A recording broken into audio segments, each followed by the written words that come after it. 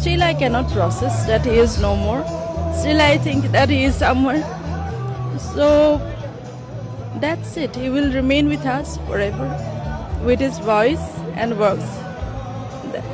There is one more news. Today, Shamkanu Mohanto and Siddharth Sharma, they have been detained, they have been arrested, and they have been given 14-day remand by the CID. So what is your opinion on this?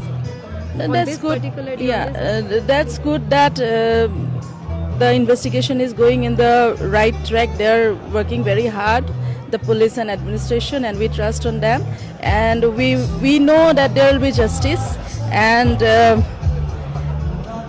manuhe nijor eribo nalage. Rai should not feel weak.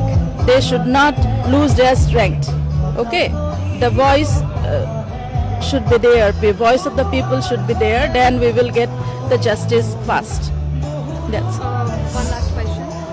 Do you feel any sort of negligence that everyone is talking about? Even Gorima Go also pointed it out. So what is your opinion about it is totally negligence of the people around him who were present at that time on the yacht during the program. Everything. It was about negligence.